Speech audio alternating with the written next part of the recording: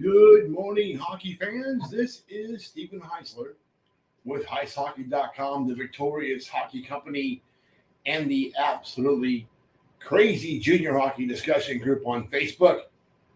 You are watching the Junior Hockey Morning Show. We are on the World Sports Broadcasting Network, WSBN.TV, Facebook, Twitter, YouTube.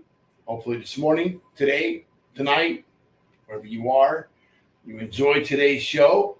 It's going to hit a little hard. Nothing too rambunctious. Sit back and enjoy. This should be a very interesting few minutes of your time. Today is Wednesday, November 8th, 2023. And on Wednesdays, generally during the season, maybe sometimes on Tuesday, Wednesday, we do the If I Were a King article. Sometimes it'd be on Monday or Tuesday if I don't have anything good to say or kind of figure it out. This story kind of dropped back into my lap yesterday, so we'll share it with you. If I were king, and I'm not, we would instantly address the need to implement a stricter alcohol and substance abuse policy across the spectrum of junior hockey. Aside from several serious issues over the last 10 years, junior hockey has developed a party reputation that is hindering the development of an entire cross-section of young prospects. Once again, we are getting serious allegations regarding another program ignoring numerous drug allegations involving players.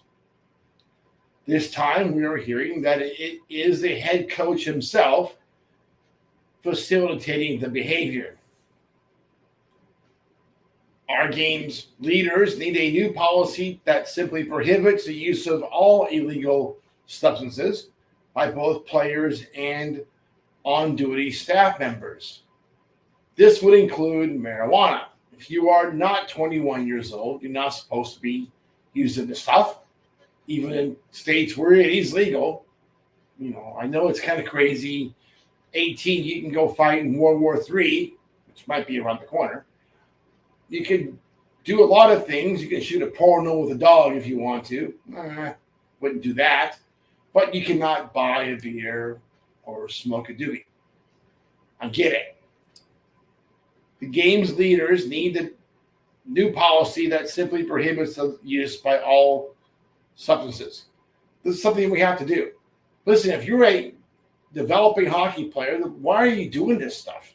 Why are you putting this stuff in your body if you profess to want to enhance your game?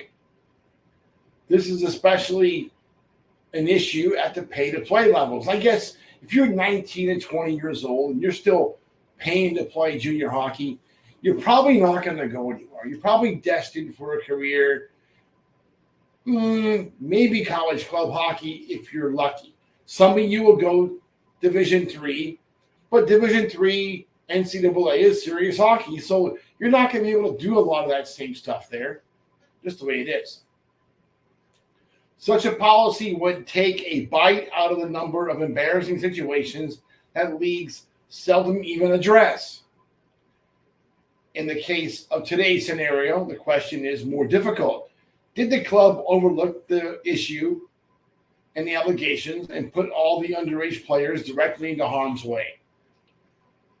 And as a club with a number of underage players, and they are exposed to this activity, who will be responsible if there is an accident, an overdose, or even a death? Or 20 deaths? Would it be the organization? Would it be USA Hockey? Would it be one of the non-sanctioned leagues that are tolerating this stuff? Who knows? Ultimately, parents expect some level of protection from USA Hockey and the leagues. Has the governing body of the sport providing enough oversight of these programs? Apparently not. Safe Sports says a lot about drugs and alcohol. They say Safe Sports says a lot of everything, right? There's a lot of saying with Safe Sport. There's not a lot of enforcement. It's pretty crappy, actually. For players, any illegal substance policy should cover the entire time they are active with a team. For staff members, the policy needs to apply to any time when they are in a position of responsibility or authority over the players. Certainly, the coach shouldn't be providing marijuana pods and alcohol for the players. That would qualify as pretty damn stupid. This policy also needs to apply to all coaches, managers, general staff, and even team owners. I feel that such a policy would also have a positive impact on the overall reputation of the level of play. There are always going to be some party teams that just can't get past it, right? When you have a pile of 20 bombs on a team and they're living it up last year of their captivity within junior hockey, they're going to go out with a bang, right? They're going to have as much fun as they possibly can. And they often do, because it's the last year of being irresponsible. One major issue is always the league has a problem enforcing rules and standards. In most cases, it appears that leagues have issues with even the comprehension of the rules. We see that a lot. The key to creating a new policy is giving somebody the power to enforce it. Now, we know that USA Hockey, instead of dealing with the concept of tier standards, they simply removed the whole section from the guidebook, so we don't know what the standards are anymore or if there are any. I guess leagues kind of set their own standards now, and they decide, am I going to enforce this or not? In the area of safe sport violations and criminal conduct, that's what we're talking about today, criminal conduct, the leagues really don't seem to care. Not my jurisdiction, that's law enforcement. These guys are really good at passing the buck. So what can we do? Penalties should be severe enough to deter players and coaches from taking the risk. A 15-game suspension for the first offense should provide enough incentive to stay off the smoke and stay off the sauce. The second offense should force the offender into a substance abuse program along with another half a season off. The third offense should simply result in a lifetime ban from the level of play. Is that severe? Yes, and it should be. Coaches and owners that ignore allegations should immediately be banned from the game. It's clear that ignoring legal obligations are also bad for lawyers as well. And we see some of that. Youth and junior hockey is supposed to be about player development and opportunity.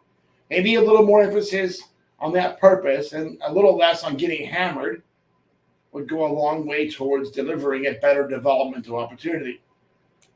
What about the clubs and teams that ignore illegal substance abuse?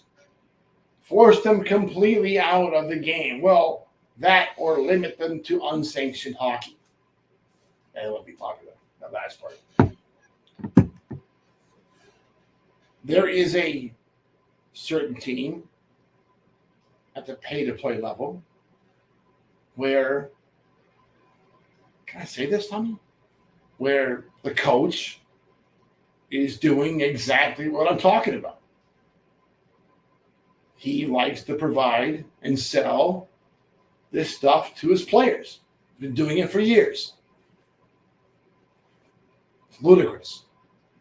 That child, because he has the maturity of a 14-year-old, shouldn't be on the bench, shouldn't be hanging around the players, and certainly shouldn't be really enabling this behavior and profiting off of it. It's a gong show team, a gong show program, and it's right under the nose of Mark Frankenfeld. There you go. That's all I'm going to say today. I'm sure the league attorneys will call me tomorrow. What are you talking about? That's it for today. Enjoy.